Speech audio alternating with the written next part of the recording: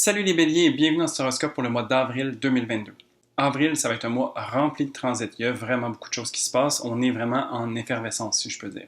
C'est Mercure principalement qui va se déplacer beaucoup et qui va faire énormément d'aspects avec ce qui se passe en Verseau et en Poisson. Sinon, bien sûr, on a Jupiter et Neptune qui vont finalement se rencontrer. Et puis, globalement, ce mois va être vraiment fougueux et va marquer un nouveau départ. On va avoir des opportunités qui vont se présenter à nous à travers potentiellement certains défis qui vont nous permettre en fait de sortir plus fort de tout ça. Aussi, sur la fin du mois, on a une sorte de confirmation que les chemins qu'on a choisis vont être les bons pour nous. Et puis pour finir, on entre dans la saison des éclipses à la toute fin du mois. Pour vous, ce mois va principalement se passer entre la maison 1 et 12, donc on est dans cette nouvelle lancée, ce nouveau départ, et puis ça va s'exprimer à travers votre personnalité, mais il y a encore certaines choses à jouer et à travailler en arrière-plan pour s'assurer d'être bien aligné. Alors on va regarder ça ensemble. Alors on débute avec une nouvelle lune en bélier dans votre maison 1. Alors une nouvelle lune, c'est un nouveau commencement. On peut se permettre de planter des choses en terre, dans un terreau fertile qui va nous permettre de manifester quelque chose d'intéressant dans un futur rapproché. Alors pour vous dans la maison 1, c'est vraiment une occasion de vous présenter sous votre meilleur jour, sur un nouveau jour, et puis de vous permettre d'exprimer en fait cette vérité qui vous habite. Il y a beaucoup d'énergie à travers cette lunaison-là. Ensuite, du 1er au 3 avril, on a le Soleil qui va faire sa conjonction avec Mercure en Bélier. Ici, donc, le Soleil, principe d'ego et de vitalité, qui rencontre Mercure, une planète de mental et de communication, va venir nous apporter des bonnes nouvelles, en fait. Donc, on départ vraiment ce mois sur un bon pied, avec beaucoup d'entrain, beaucoup d'énergie, et puis on a envie de faire avancer les choses. On comprend, en fait, beaucoup de choses et comment est-ce que ça va se positionner. Pour vous, ça se passe en maison 1, donc c'est vraiment l'occasion de rayonner sous un nouveau jour et puis de vous laisser, en fait, prendre conscience de la puissance du feu qui vous habite. Ensuite, du 3 au 6 avril, on a Mars en Verseau qui va venir faire sa conjonction avec Saturne en Verseau également. Alors ici, c'est un moment où est-ce qu'on est très discipliné. On a besoin de poser des gestes concrets pour créer l'avenir qu'on a envie de voir. Et puis, c'est à ce moment-là qu'on a le plus d'énergie pour aller dans ce sens-là. On a donc une grande force d'action, mais qui va devoir demander un effort soutenu.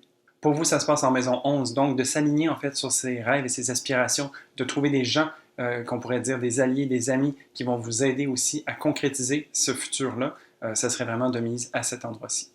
Ensuite, du 9 au 10 avril, on a Mercure qui est en Bélier, qui va faire un carré avec Pluton en Capricorne. Alors Mercure, qui est porteur de nouvelles, de communication, d'échange, de mental, vient rencontrer Pluton, une planète qui dérange un petit peu. Alors ici, ça se peut qu'on ait une nouvelle peut-être qui vient nous déranger, qui vient faire en sorte que ça vient recadrer un petit peu la perspective qu'on avait sur les choses. On a parti le mois sur beaucoup d'entrain. Peut-être ici, il y a certaines choses qui refont surface, comme une roche dans le soulier, par exemple. Sinon, ce que ça permet, c'est d'avoir un mental en effervescence et donc on a une certaine intensité au niveau du mental et dans la manière qu'on a de comprendre les choses. Donc, bien qu'on a peut-être quelque chose qui vient nous déranger, on a aussi la capacité de s'en sortir et de se permettre une évolution à travers tout ça. Pour vous, ça se joue entre la maison 1 et la maison 10, donc vraiment la nouvelle manière que vous avez de vous exprimer, comment est-ce que ça peut venir avoir son effet de tension par rapport à la carrière ou à la manière publique que vous avez d'être vu. Donc, peut-être qu'il y a certains réajustements à faire ou peut-être que c'est une question de s'assumer et de prendre le temps de vraiment incarner le personnage qu'on a envie de jouer à travers notre ascendant et puis de le montrer aux gens autour de soi. Ensuite, du 7 au 17 avril, donc un gros transit où est-ce que Jupiter va venir rencontrer Neptune en Poisson. C'est un transit que ça fait longtemps que je regarde de loin parce qu'il y a beaucoup de potentiel à travers cette conjonction-là.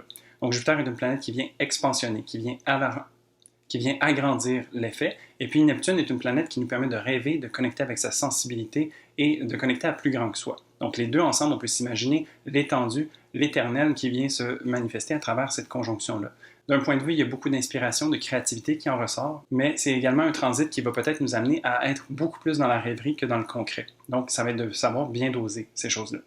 Aussi, sur la fin du mois, il y a Vénus et la Lune qui vont faire une conjonction avec cette conjonction. Et donc, ça va être intéressant de voir en fait comment est-ce qu'on est dans la plénitude ici et comment est-ce que ça peut aller soit dans l'effervescence de tout ce que l'on est capable de manifester ou d'imaginer, mais aussi un peu dans cette idée de perdre les repères. Pour vous, ça se passe en maison 12 et donc ça va se jouer un peu en arrière-plan. Ou est-ce qu'il y a un niveau qu'on pourrait dire inconscient, vous avez peut-être besoin de couper avec certaines choses.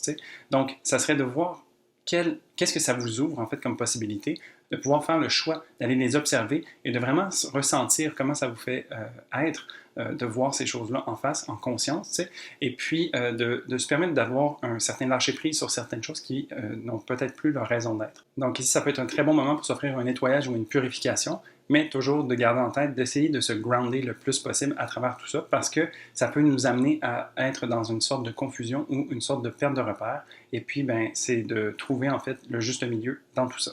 Ensuite, le 16 avril, on a une pleine lune en balance. Donc ici, c'est un point fort parce que cette lune en balance vient être opposée à toute l'énergie bélier qui est présente. Ça vient nous aider à trouver notre place, ou plutôt de prendre la place qui nous est due. Donc ici, pour vous en maison 7, ça va venir se jouer aussi au niveau de votre relation à l'autre et donc de trouver en fait comment est-ce que la nouvelle façon que vous avez de vous exprimer peut avoir son impact chez les autres et vice-versa. Donc de vraiment trouver sa place ici, ça serait tout à fait de mise. Aussi, la pleine lune nous amène à pouvoir couper avec des choses qui ne nous servent plus. Donc, encore une fois, cette idée de nettoyage et de recalibrage se fait ressentir.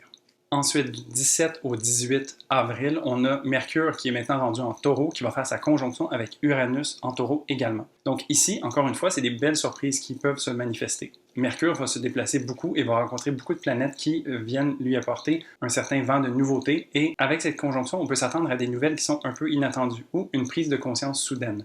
Puis, il faut s'offrir le plus de flexibilité possible parce que Uranus est une planète qui vient nous déranger, qui vient déstabiliser, puis tout ça se trouve dans un signe fixe comme celui du Taureau et donc où est-ce qu'on n'a pas envie d'être trop dérangé. Donc, de se permettre le plus de flexibilité possible à ce niveau-là pourrait nous aider à bien prendre la nouvelle et de s'offrir la meilleure conclusion possible.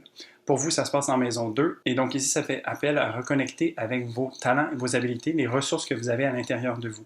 Donc, peut-être qu'ici, vous prenez conscience de quelque chose qui vous habite depuis toujours, qui vous permettrait d'utiliser ces choses-là de manière nouvelle, potentiellement. Ensuite, du 17 au 19 avril, on a le Soleil en Bélier qui va venir faire un carré à Pluton en Capricorne. Donc ici, encore une fois, Pluton qui vient travailler en aspect de tension avec une planète et va venir challenger un peu ici au niveau de l'ego et de notre vitalité. D'un point de vue, ça peut nous donner beaucoup d'énergie. En fait, on peut sentir qu'il y a un certain renouvellement. C'est un petit peu le passage que je parlais au début qui nous permet de grandir et d'évoluer dans une nouvelle voie. Ici, par contre, l'aspect de tension peut peut-être nous faire face aussi à certaines peurs ou certains blocages qui nous empêchent de connecter avec notre essence, notre rayonnement, et donc de se permettre de faire ce travail-là va nous permettre de potentiellement avoir plus d'éclat. Pour vous, ça se passe entre la maison 1 et la maison 10. Donc vraiment, ce mois-ci vous amène à avoir une nouvelle façon de vous exprimer ou d'interagir avec le monde, et il va y avoir des répercussions un peu dans la manière que vous êtes perçu. Donc ici, c'est de voir qu'est-ce qui vous empêche de rayonner et de vous permettre de faire des ajustements qui vont vous permettre de trouver votre juste place à travers tout ça. Ensuite, du 23 au 25 avril, on a Mercure en Taureau qui va venir faire son carré à Saturne en Verseau. Et donc ici, à un niveau mental, on vient se confronter à certaines barrières ou certains blocages. Parce que Saturne représente ça ici un peu, les limites, si on peut dire.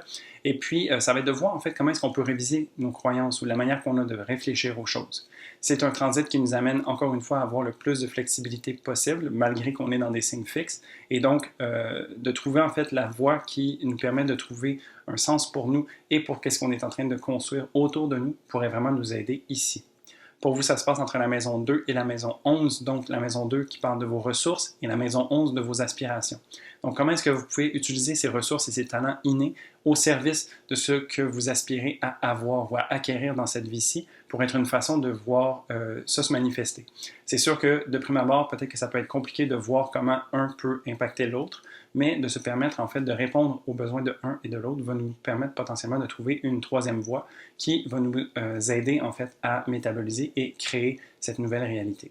Et pour finir, on a le 30 avril une éclipse solaire partielle en Taureau. Donc ici, c'est un nouveau départ surprenant qu'on ne s'attendait pas d'une certaine façon. Les nœuds lunaires sont nouvellement dans le signe du Taureau et du Scorpion, donc on va entrer pour la première fois vraiment à travers ces énergies d'éclipse-là. Et ça marque souvent des événements forts, les éclipses. Ici, ça va être particulièrement vrai parce que Uranus se trouve à côté et il y a le nœud nord aussi. Donc ici, je pense que ça serait d'être ouvert aux possibilités parce que ce qui va se présenter à nous va peut-être être complètement différent et nouveau.